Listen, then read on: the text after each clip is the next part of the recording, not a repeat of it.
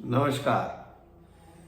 मागच्या वेळी आपण एक व्हिडिओ लक्ष्मीच्या संदर्भामध्ये बनवला होता, जो आपण सर्वांनी ऐकला, भरभरून त्याला प्रतिसाद दिला।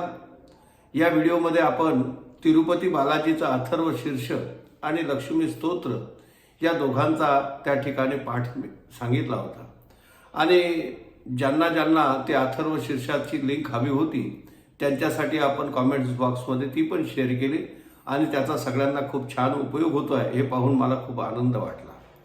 हा व्हिडिओ पाहिल्याच्या नंतर ज्या काही प्रतिक्रिया आपल्याकडून आल्या त्याच्यामध्ये एक प्रतिक्रिया अशी पण होती की जे लोक काहीच करत नाही पण त्यांना तरीसुद्धा आयती धनप्राप्ती होऊन जाते, मग इथे कुठे तुमच्या कर्माचा काही संबंध आला की जेणेकरून मी असं म्हटलं होतं व्हिडिओमध्ये की हे स्तोत्र पाठ वगैरे जरी केले तरी आपण कर्माशिवाय काहीच प्राप्त करू शकत नाही, हे कर्मापासून पळता येत नाही, म्हणून कर्म अनिवार्य आहे। या संदर्भामध्ये त्यांचा तो विषय होता। पण ही गोष्ट लक्षात घेतल्यानंतर मला असं वाटलं की या संदर्भात आपण निश्चितच विचार केला पाहिजे आणि ते चिंतन आज आपण करणार आहोत। आणि याच्यासाठी आपल्याला खरं जर काही समजून घ्यायचं असेल तर तो कर्माचा सिद्धांत समजून घ्यावा लागेल। कर्माचा सिद्धांत कदाचित आपल्याला माहिती असेल पण थोडीशी ओळख म्हणून मी त्याची जुजबी माहिती या ठिकाणी सांगू इच्छितो। कर्माच्या सिद्धांतामध्ये संचित, प्रारब्ध आणि क्रियमान असे 3 प्रकारचे कर्माचा विशेष उल्लेख आहे, ज्याच्यामध्ये जर व्याख्याच्या दृष्टीने पाहिलं तर क्रियमान म्हणजे जे आपण प्रत्यक्ष आत्ता करतो आहोत ते क्रियमान आहे आणि केलेल्या कर्माचं फळ जे तुरंत त्यावेळेला न मिळता जे जमा होते त्याला संचित म्हणतात आणि जमा झालेलं कर्माचं फळ ज्यावेळेला आपल्याला भोगास प्राप्त होते त्याला प्रारब्ध असं म्हणतात। अशी ही ढोबळ आणि सुटसुटीत व्याख्या या कर्माच्या प्रकारांची आहे। तर क्रियमाणामध्ये काय होते की कधी कधी आपण जे वर्तमानात कर्म करतोय, जसं मला आता तहान लागली मी पाणी पितोय तर पाणी पिण्याचं कर्म केलं पण तृषा शांती त्याचं फळ मला तिथल्या तिथे मिळालं। पण काही कर्म असे असतात की ज्याचे फळ तिथल्या तिथे मिळत नाही, जसं आपण नोकरी करतो पण पगार महिन्याने मिळतो आहे, शेतामध्ये पेरला आज 4 महिन्यांनी त्याचं धान्य रूपात फळ मिळते आहे, म्हणजे कुठेतरी त्याचा वाट पाहावी लागते आहे। तर ते जमा झाले डिपॉझिशन्स, हे जे काही जमा होते संचय होतो त्याला संचित असं म्हटलं गेलेलं आहे आणि त्याची जी मॅच्युरिटी आहे म्हणजे ते जमा झालेलं कर्माचं फळ ज्यावेळेला भोगासाठी प्राप्त होते त्यावेळेला त्याला प्रारब्ध असं म्हटलं जाते। हा कर्माचा सरळ सरळ सिद्धांत आहे आणि संतांच्या भाषेत म्हणायचं झालं तर केले कर्म झाले तेची भोगा आले, उपजले मेले ऐसे किती।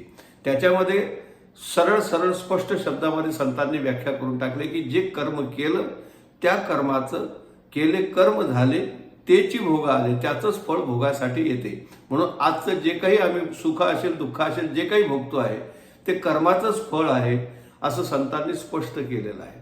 दुसरी गोष्ट अशी आहे की गीतेच्या अनुषंगाने जर याचा विचार केला तर कर्माणि बंधेनी मनुष्य लोके 15व्या अध्यायामध्ये असा श्लोक आहे।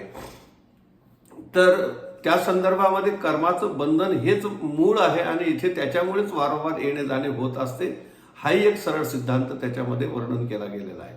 मग आता जर आपण या दृष्टिकोनातून विचार केला की आपल्याला आज असे काही लोक दिसतात की जे काहीच करत नाही आहे पण त्यांना आपोआप त्याचं फळ प्राप्त होते, पण काही लोक असेही आहे की खूप काबाड कष्ट करत आहे पण त्यांना त्याचं काहीच फळ मिळत नाही किंवा जे मिळते ते अतिशय अल्प आहे।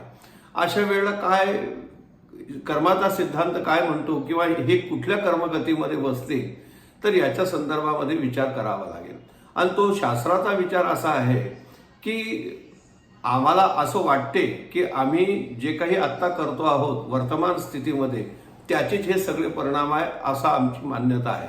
पण आपली जी धर्मसंस्कृती आहे ही पुनर्जन्मावर विश्वास ठेवणारी आहे आणि तिची मान्यता अशी आहे की माझ्याजवळ येणारं जे काही कर्माचं फळ आहे हे केवळ याच जन्माचं नाही तर मी ज्या माध्यमातून किंवा ज्या ठिकाणाहून कुठून आलेलो आहे त्याचे मागचे जे काही कर्मफळ संचित रूपाने माझ्यासोबत आहे त्याचे सुद्धा फळं मला ते भोगावे लागतात आणि त्याचा मॅच्युरिटी काळ केव्हा असेल हा सांगता येत नाही, तो आपल्या हातात नाही।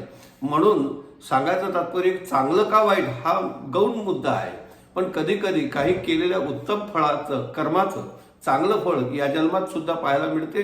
या याच्यात, आणि म्हणूनच लोक पुढच्या याच्यामध्ये मला चांगलं कर्मफळ मिळावं याच्यासाठी दान धर्म असेल, अन्नदान असेल, सत्कर्म असतील, या नाना प्रकारचे लोक हे करतात तरी कशासाठी? याचसाठी त्याचा एक त्यांची मान्यता किंवा त्यांचा विश्वास असतो की ह्या पद्धतीने आम्हाला हे फळ मिळेल, आणि म्हणूनच अशा पद्धतीची कर्म लोक करत असतात.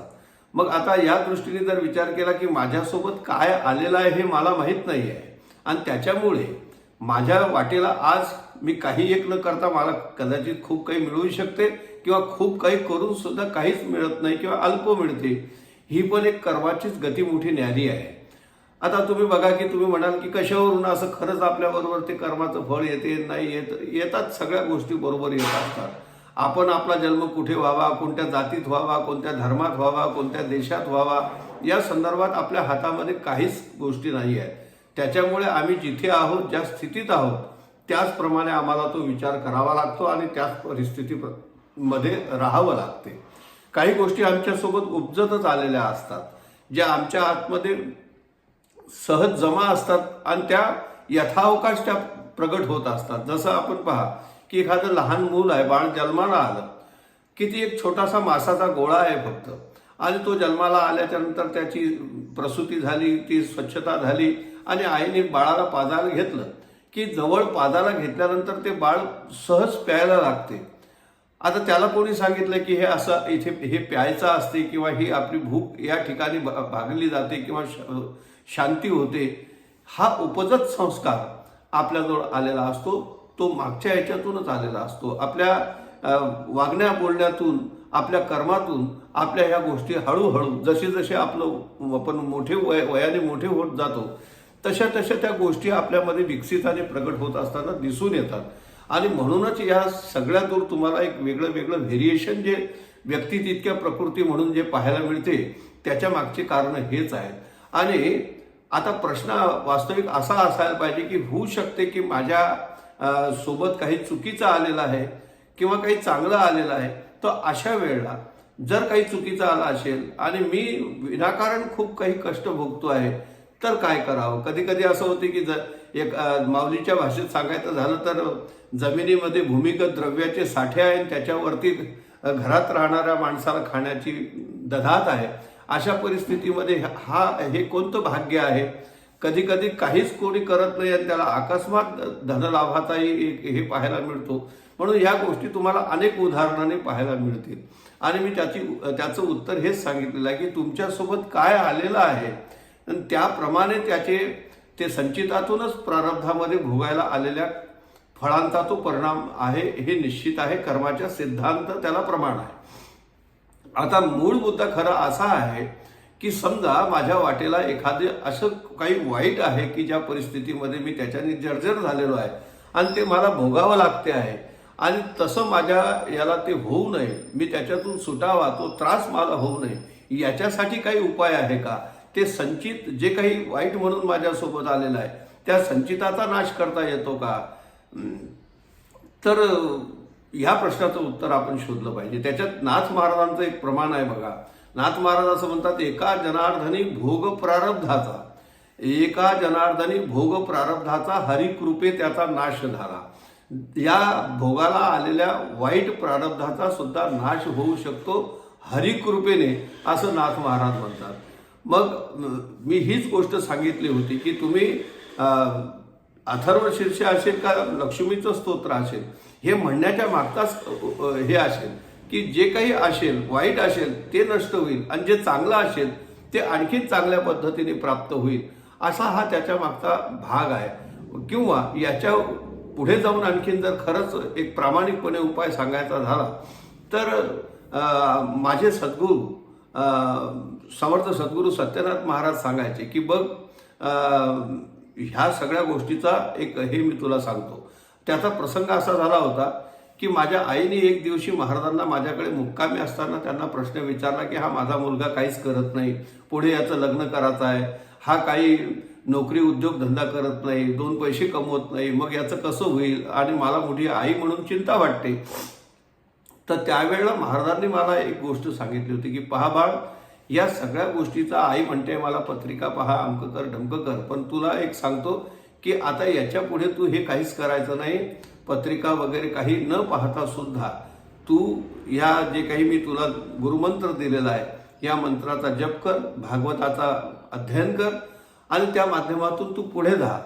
तर मला असा अनुभव आला की त्या गुरुमंत्राच्या जपाने, त्या सद्गुरूच्या कृपेने त्या सगळ्या याचा नाश होऊन एक चांगली सुस्थिती मला त्याच्यातून प्राप्त झाली. मग मला उद्योगधंद्याचा, नोकरीचा किंवा अन्य कोणत्या गोष्टीचा हे राहिलेला नाही की आता कसं होईल, काय होईल. हा अनुभव मी स्वतः घेतलेला आहे. म्हणून सद्गुरूच्या कृपेने, पण कृपेच्या सोबत ती कृपा पण प्राप्त करण्यासाठी, इथे कृपा हा शब्द दोघे वेळेला मी उच्चारला, एका जनार्दनी भोग प्रारब्धाचा हरी कृपे त्याचा. पण ही कृपा होण्यासाठी कृपेस पात्र व्हावं लागते. कारण भगवंताची कृपा तर सगळ्या दूर आहे, पाऊस सगळ्या दूर पडतो, पण ज्या शेतकऱ्याने जमीन तयार करून ठेवलेली आहे तिथेच काही उगवण्याची शक्यता असते. नुसता पाऊसच पडला आणि पाऊस पडल्यानंतर कोणी मशागत करायला निघाला असेल तर त्या शेतामध्ये काय व्हावं. तसं सद्गुरूची असो का भगवंताची असो, ही कृपा प्राप्त होण्यासाठी कृपेस पात्र होणं, या दृष्टीने मी जर काही कर्म करत असेल तर ती खूप मोठी गोष्ट होऊन जाते. आणि त्या कृपेस पात्र होण्यासाठीच ही उपासना शास्त्राने आम्हाला सांगितलेल्या आहेत. मग तो गुरुमंत्राचा जप असेल, मी सांगितलेल्या प्रमाणे स्तोत्र मंत्र असतील, या उपासना आपण आपल्या जीवनामध्ये जर एक सातत्याने केल्या, उपासनेला दृढ चालवावे, भूदेव संतासी सदा लावावे, सत्कर्म योगे वय घालवावे, सर्वांमुखी मंगल बोलवावे, असं समर्थ रामदास या याच्यातून मोठा एक आचारसंहिताच आपल्याला सांगून जातात. आणि या पद्धतीने आपण आपल्या जीवनामध्ये जर त्याचा आचार केला तर मला असं वाटते की ज्यांना मिळाला आहे त्याचा, म्हणजे भाग्याने समजा एखाद्याला मिळालेला आहे. याच प्रश्नात आपण असाही एक भाग पाहू शकतो की एखाद्याला सहज काही एक न करता धन मिळून गेलं, पण त्या धनाचा विनियोग असा होऊन गेला की कुणीकडे पैसे गेले काहीच कळाले नाही आणि पुन्हा परिस्थिती जशीची ते असंही होऊन जाते की या लोकांना त्यावेळेला मिळून जाते पण ते टिकत सुद्धा नाही. म्हणून एखाद वेळा मिळालेल्या धनाचा किंवा न मिळत असेल तर ते मिळावं, या सर्व दृष्टिकोनातून जर काही उत्तर असेल तर ती उपासना हेच त्याचं उत्तर आहे.